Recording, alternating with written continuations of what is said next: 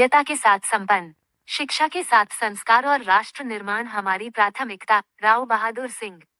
Yaduvanshi group of education ने आज अपने 32वें स्थापना दिवस को बेहद उत्साह और गौरव के साथ मनाया। इस अवसर पर आयोजित समारोह में केंद्रीय मंत्री राव इंद्रजीत सिंह सहित कई गणमान्य अतिथियों ने शिरकत की।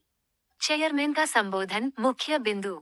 संस्थान के चेयरमैन राव बहादुर सिंह ने उपस्थित जनसमूह को संबोधित करते हुए विद्यालय की 3 दशकों की यात्रा और भविष्य के विजन को साझा किया।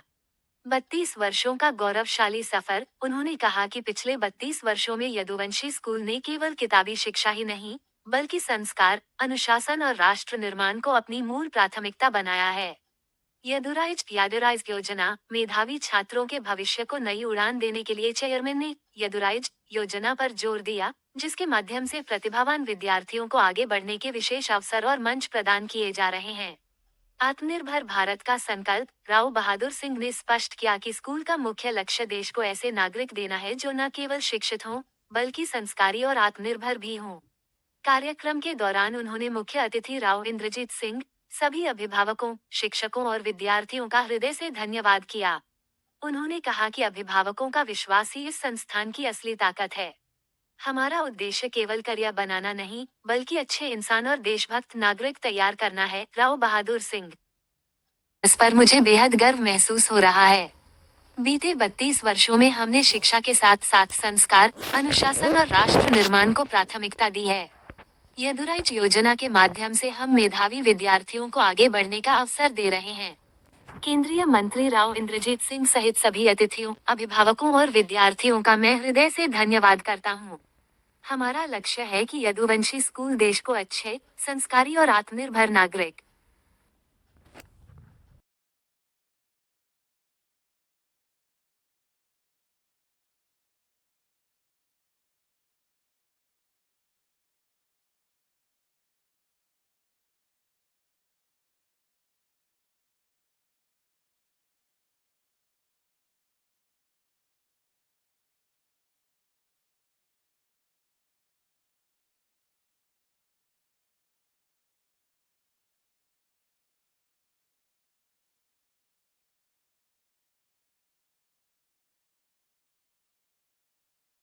वो राव बहादुर सिंह की देन है और विशेष तौर से मैं आभार प्रकट करना चाहता हूं राव साहब आपके सहयोग समर्थन से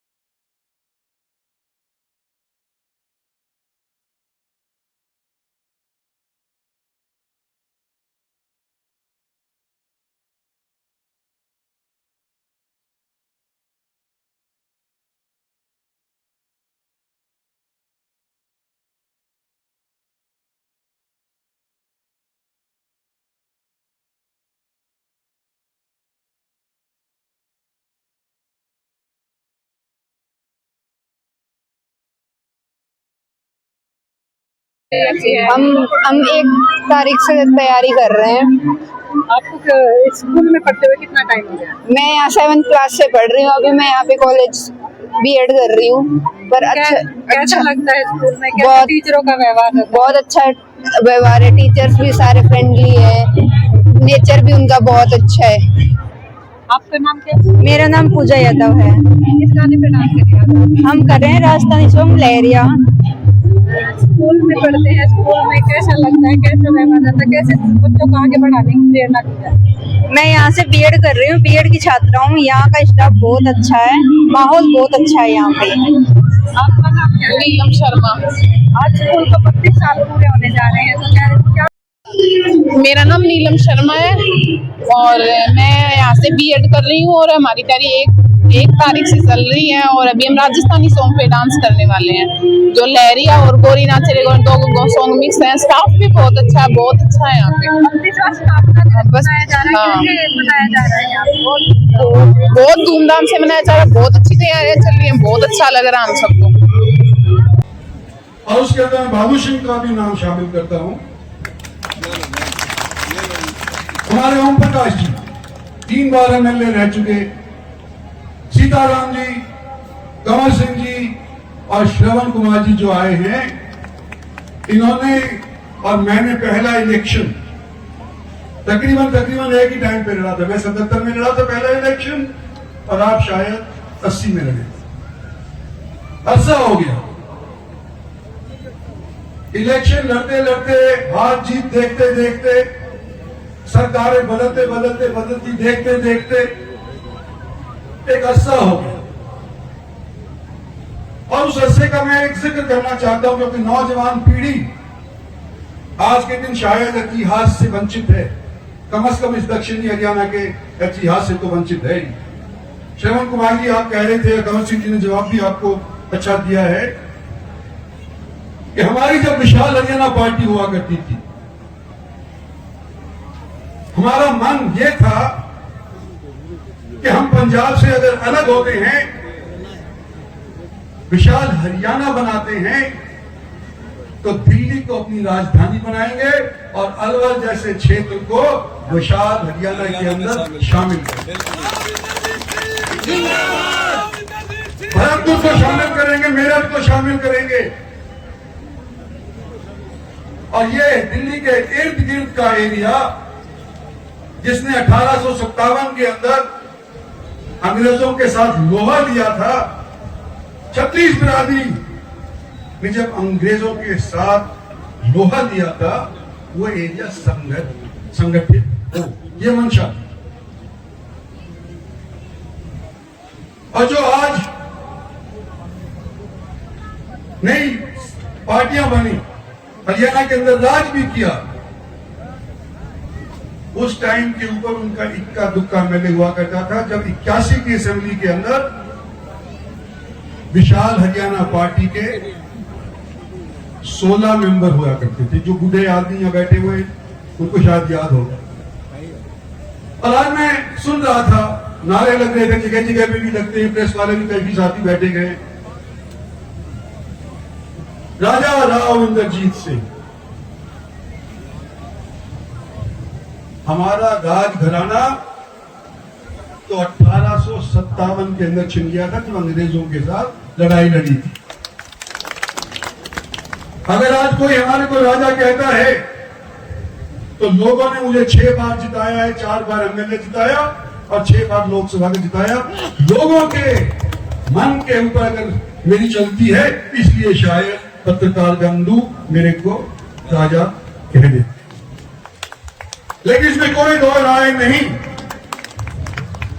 कि मेरे को, मेरे पिताजी को और आज के दिन मेरी बेटी को, अगर आप लोगों जैसे लोगों का सहयोग नहीं होता, तो आज के दिन आप स्टेज के ऊपर खड़े होकर के आपके सामने भाषण देने लायक नहीं होते।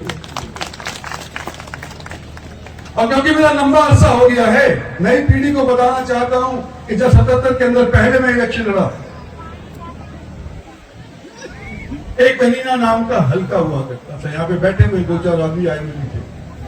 हरी सिंह वहां से MLA हुआ करते थे। डिलिमिटेशन कमीशन आई, डिलिमिटेशन कमीशन ने हरियाणा की 81 सीट हुआ करती थी जब हरियाणा पंजाब से अलग हुआ। हर एक जिले के अंदर, उस टाइम के जिले के अंदर हर एक जिले से एक एक एमएलए कॉन्स्टिट्यूएंसी बढ़ाई गई और दुर्भाग्य से एक ही ऐसा हल्का था जहां पर घटाई गई। सब जिलों के अंदर बढ़ाई गई और महेंद्रगढ़ के अंदर कनीना की सीट घटाई गई। इस बात की पीड़ा होती है, मेरे को होती है, मेरे बाप को, मेरे साथियों को भी। आज की नस्ल को होनी चाहिए कि हमारे साथ ये अगर दुभांत हुआ है तो इसके खिलाफ हम लड़ेंगे। और पिछले दिनों के अंदर एक बार फिर डिलिमिटेशन आई, 2009 के अंदर डिलिमिटेशन आई, तो उसी बात को दोहराया गया। सालावास नाम का हल्का हुआ करता था,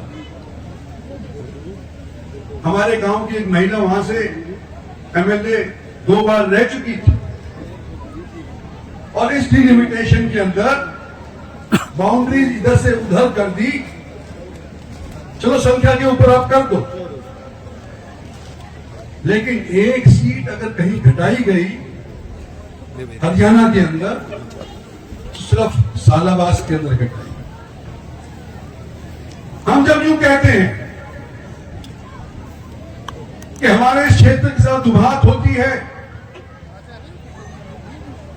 हम सरकारें बनाते हैं लेकिन वाजिब इनाम हमारे को उसके बदले में नहीं मिलता, तो क्या मैं गलत कहता हूं?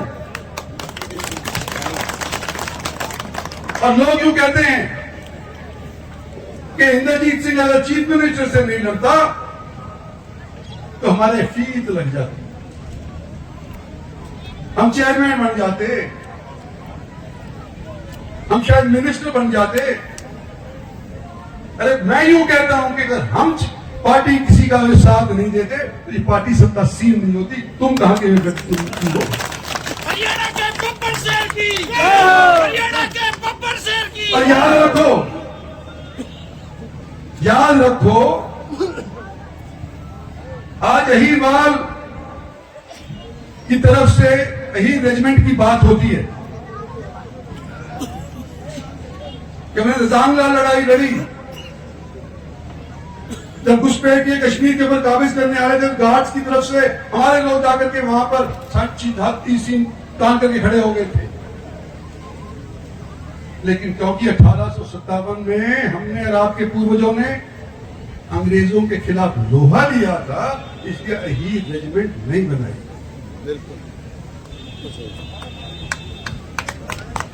पर इसलिए नहीं कि हम हार गए, आगे पीछे फिर बनेगी, फिर प्रयास करेंगे। जब तक जिंदा हैं तब तक दम है, तब तक कोशिश करेंगे। कोशिश करना हमारा फर्ज है और फैसला ऊपर वाले के हाथ के अंदर है, हमारी पार्टी वालों के हाथ में। साथियों, मैं पहली बार जब इलेक्शन लड़ा, दोबारा से दोहरा रहा हूं बैठ जी, जिस गांव में मैं जाता था मानो स्कूल गुड़वा